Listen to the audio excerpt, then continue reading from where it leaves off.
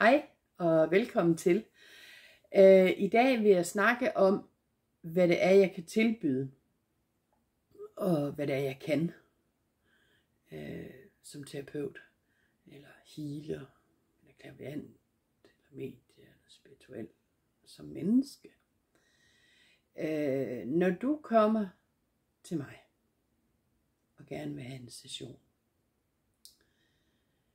så ser jeg det, der er allervigtigst for dig at vide i det øjeblik, du sidder foran mig, eller ligger på briksen foran mig. Og jeg er jo som sagt først og fremmest healer. Og healing, det er rigtig mange ting. Det er ikke kun at lægge en hånd på, eller fjernhealing. Men det er også ord. Det er også ord. Når jeg, som jeg sagde, startede med at sige, jeg ser hele dig. Og hvad der er vigtigst for dig at vide, når du kommer til mig. Og hvad kan det så være? Jamen det kan være, hvor du oprindeligt kommer fra. Som i, hvor stammer din sjæl fra. Ikke hvor din fysisk hylster er fra, men hvor din sjæl er fra. Hvad er det for nogle energier, du har med dig?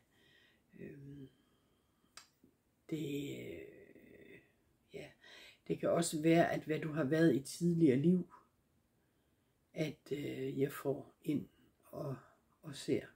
Jeg kan se dit ansigt. Nogle mennesker, de har det meget tydeligt skrevet i deres ansigter, hvad de har beskæftiget sig med, eller hvad de har været, mere hvad de har været, ikke hvad de har beskæftiget sig med, men hvad de har været i tidligere liv. Det er nogen er meget tydeligt at se i deres ansigter.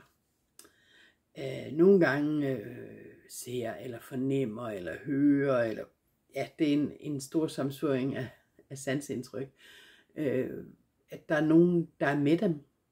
Nogle gange så ser jeg sådan ting stå ved deres skuldre, bag dem, lige bag dem. Enten for at passe på dem. Ja, det er for at passe på dem, eller at hjælpe dem. Som regel klienterne. Hvad kan jeg mere? Jo, men jeg får også med jævne mellemrum afdøde ind over. Ikke på den måde, at jeg ser den afdøde, men at jeg mere oplever på min krop, eller siger ting på bestemte måder, som den afdøde har gjort, eller lugtet, eller set ud, eller sådan. Og så på den måde er der afdød kontakt. Jeg sætter mig aldrig ned og siger, nu skal jeg have afdød kontakt. Fordi det kan godt være, at vi gerne vil snakke med en afdød, men det er ikke sikkert, at den afdøde har noget som helst at sige til os. Så jeg sætter mig aldrig ned og laver decideret afdød kontrakt. Jeg sætter mig ned, og så ser jeg, hvad det er. Hvad kommer der af beskeder? Hvad er det, der er vigtigt for dig at vide lige nu? Og når det er sådan, jeg sådan sidder med dig, så har jeg fysisk kontakt med dig. Ja, det er vigtigt for mig at have fat i dig. Så er jeg helt sikker på, at det er dig, jeg snakker om. Og ikke mig selv. Eller naboen. Eller nogen andre. Fordi jeg fanger rigtig mange ting, når jeg åbner op på den måde.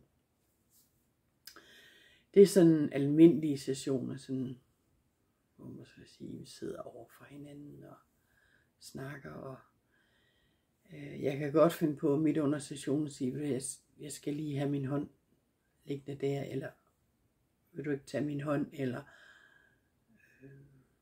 sådan nogle ting. Jeg arbejder uhyre intuitivt hele tiden. Hvad kan jeg mærke? Hvad fornemmer jeg? Jeg fornemmer, og jeg mærker, og jeg føler, hører nogle gange, men ikke så meget på den måde. Det er mere sådan, hvad mærker jeg inde i mig? Nogle gange ser jeg billeder, at jeg skal gøre en bestemt måde, på en bestemt måde, eller jeg skal gøre en speciel ting. Nogle gange kan det være sådan en helt velsignelsesgestus, jeg laver. hvor jeg velsigner folk ved enten, nogle gange har jeg oplevet, og det er meget, meget intimt, og virkelig, men der spørger jeg altid først personen derovre for mig, om jeg må det eller det. Der er nogle gange, hvor jeg mærker, at jeg bare skal sætte en hånd på eller sådan på panden, og først på hovedet, eller der har også været nogle gange, hvor det er sådan, at jeg skulle kysse en på panden. Og det er jo sådan helt, nu bliver jeg sådan helt fjærlet, eller hvad skal jeg sige, helt generet, eller blufærdig. Fordi det er også meget grænseoverskridende for mig. Men det var nødvendigt lige der. Og sådan er det nogle gange.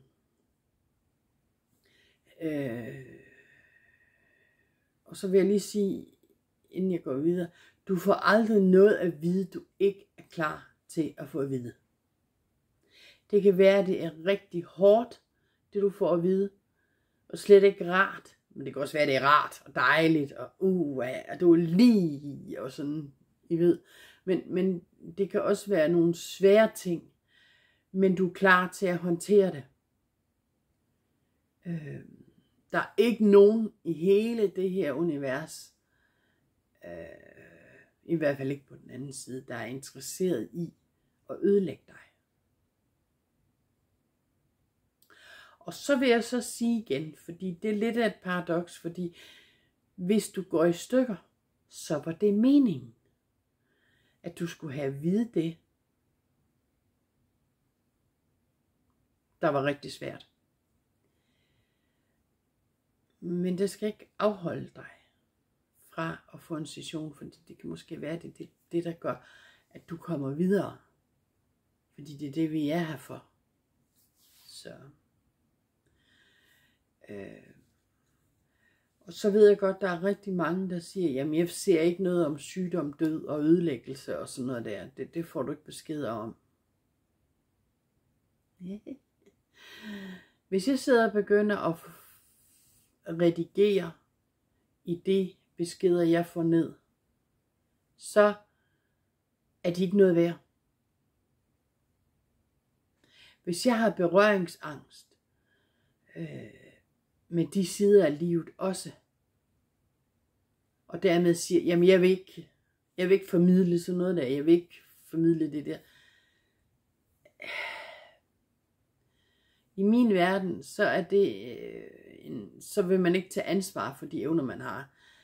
Man vil ikke tage ansvar for den evne, man har til at formidle tingene videre.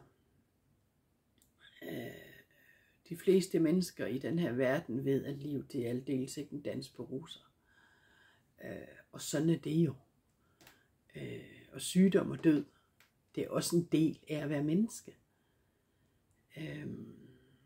Så det er sådan, hvis du kun vil have blomster af hvide, altså hvis du kun vil have alt det lyserøde, alt det der regnbue, enhjørning ting, fint nok, fair nok, det er dit valg. Men så skal du nok ikke gå til mig. Fordi at hos mig, der får du lige præcis, hvad du har behov for. Ikke hvad du tror, du har behov for, men hvad du har behov for. Så derfor,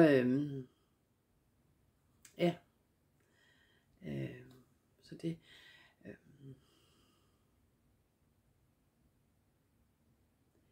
og det kan, nogle gange, så har vi brug for enhjørninger og regnbuer og blomster, og så er det det, du får. Men nogle gange har man også brug for et gevaldigt los i måsen, for at sige det rent udsagt. Også mig selv har jeg også brug for indimellem.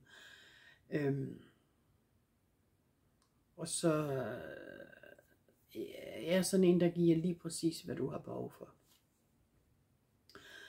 Når det så er sagt, og jeg så har skræmt det halve af befolkningen væk, eller noget, det håber jeg selvfølgelig ikke, men det er jo risikoen ved at være ærlig. Så det er sådan mere sådan siddende sessioner. Jeg er også regressionsterapeut, men det synes jeg er voldsomt kedeligt at lave. Fordi der er ikke noget terapeutisk i en regression. Det er ligesom, du vil lige så godt bare sætte dig og se en film. Det er lidt det samme. Der skal være noget healing, der skal være noget, hvor det er sådan, at ved at gøre det, så kommer du videre. Det skal ikke bare være, det er fordi jeg er nysgerrig. Og så vil jeg bare sige, jamen det er også fint at være nysgerrig. Ingen fejl på det. Men det skal også være noget arbejde, der skal være noget fremadrettet i det. Så jeg har udviklet, jeg har kombineret noget chakra healing, guided meditation og regression. Der er elementer af alle 3 dele i en behandling, jeg giver dig, eller jeg tilbyder. Og det er sådan, at når jeg går ind, og du ligger på briksen, så er jeg hos dig hele tiden. Ikke bare fysisk, men jeg går også ind, eller jeg kan, men jeg gør det også, går ind og står ved siden af dig. Nogle gange har jeg dig i hånden, nogle gange går jeg bare ved siden af dig, nogle gange har jeg dig i hånden, nogle gange så bærer jeg dig, fordi jeg kan mærke, at det er vigtigt for dig, at du kommer videre i den, ikke fysisk bærer dig, men inden min sjæl, den bærer din sjæl noget af vejen. Hvis det er det, der er behov for, det har der været nogle gange, og nogle gange har det bare været nok, at jeg har i hånden og fører, eller går videre med på din vej, på det du skal, ind i den guidede meditation, healing, regressions, jeg gør. Og det er vigtigt at vide, fordi det kan, for nogle mennesker er det skræmmende at overgive sig til at ligge på en briks og lukke øjnene måske, eller have sådan et lille klæde hen over øjnene, så det er sådan, at det er mørkt, og så bare høre. Og jeg har hele tiden fysisk fat i dig. Du kan hele tiden, hvis det er sådan, nu ønsker du ikke at deltage mere, nu synes du godt nok, det her er det for træls, eller for uhyggeligt, eller et eller andet, så kan du altid komme, altså du kan bare åbne øjnene. Det er ikke sådan en hypnose, så du er langt væk, og du kan næsten ikke komme ud af det her igen. Nej, ja, sådan kan det også være. Det kommer an på, hvor du er henne, men du har altid mulighed for at åbne øjnene, og så sige stop. Fordi undervejs, der vil jeg også stille dig spørgsmål, og du kan svare. Og så er det sådan, altså, jeg kan ikke, det er ikke sådan noget med, at jeg så kan få dig til at sige som en kylling, jo, hvis det er sådan, du gerne vil det, men ellers ikke. Det er ikke sådan, jeg kan få dig til at gøre ting. Jeg kan ikke kode dig til at gøre anderledes, end du selv vil. Det kan jeg ikke. Men jeg kan gå, jeg mærker også, der er en stor healing i at få sådan en behandling. Og jeg har kaldt det en guided chakra healing. Det er også rigtigt. Men det er ikke helt nok i beskrivelsen, fordi altså det er jo jeg arbejder gennem dine chakra, eller jeg arbejder gennem din krop. Vi starter med fødderne, jeg arbejder hele vejen op igennem alle dine energicentre. Og ja, og som sagt, jeg snakker undervejs og hele tiden, så det er sådan, at du kan høre, hvad det er, jeg fornemmer, og fortælle. Det kan være, der er pauser undervejs, hvor jeg ikke lige siger noget, men så er det fordi, det ikke bliver at sige noget. Og jeg er fat i der fysisk hele tiden. Det kan være, at jeg lægger en sten eller krystal på. Det kan også være, at jeg begynder at synge, eller sige mærkelige lyde, eller sige, nu skal jeg lige have fat i trommen. Altså jeg fortæller hele tiden undervejs i behandlingen, hvad det er, jeg laver hele tiden. Det er ikke sådan, så det er sådan, at og hvis jeg så ikke lige siger noget, så har jeg fat i dig også fysisk, ikke kun psykisk, mentalt, man skal sige sjældent, men også fysisk har jeg fat i, så det er sådan, at du ikke skal føle dig forladt. Og så er det jo sådan, at alt hvad jeg siger, ja, det er sådan, jeg også gør. Men der kan også komme noget helt nyt frem, som jeg ikke har fortalt om. Fordi vi er jo individuelle personer, og vi er på hver vores vej. Jeg vil våge den påstand, at selv enæggede tvillinger har nogle forskelligheder. Så derfor vil 2 sessioner ikke være ens på noget som helst tidspunkt. Så ja. Jeg ser fortid og nutid og fremtid. Ikke så meget fremtid, fordi den skal nok komme. Og alt hvad jeg sådan siger omkring fremtiden nu, måske fordi jeg har sagt det, så kommer det ikke til at ske, fordi så er der et eller andet, der allerede er ændret. Eller jeg kan sige det, og så kan du måske fokusere for meget på, hvad det er, jeg har sagt, så du ikke ser det der virkelig skal ske. Eller jeg kan, når jeg har sagt det her, så går du ud af døren, og det er fint, og så får du en eller anden tanke, eller du møder en eller anden person, der siger et eller andet, der så ændrer det, jeg har sagt.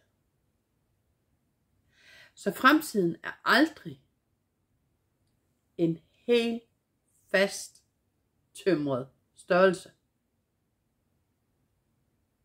Men som jeg sagde, den skal nok komme. Fremtiden skal nok komme. Det eneste du faktisk skal gøre noget ved, det er nuet. Det er lige nu og her. Men fortiden, du kan jo selvfølgelig ikke ændre fortiden, men du kan ændre dit syn på fortiden. Du kan ændre du kan give slip på nogle ting. Du kan heale nogle ting fra fortiden. Det er lidt svært at gøre for fremtiden. Fordi hvad kommer du ud for? Og du kan jo ikke heale på alt. Altså, jo, det kan du, når du har oplevet det. Men du kan jo ikke på forhånd. Altså, du ved ikke på forhånd, hvad det er. Så det var lige, hvad jeg havde for nu. Altså, du er velkommen til at skrive spørgsmål eller kommentarer til videoen her. I kommentarerne, jeg skal nok, eller jeg læser dem, og jeg skal nok kommentere så godt jeg kan. Du kan ikke skrive personlige spørgsmål. Altså vil du have personlig besvarelse af personlige spørgsmål, så skal du have en session. Men til noget af alt det, jeg har fortalt om her, kan du godt stille spørgsmål. Eller skrive kommentarer, eller hvad du nu har lyst til. Så tak for nu. Nu ser vi, om den virker den gang. Gjorde den ikke?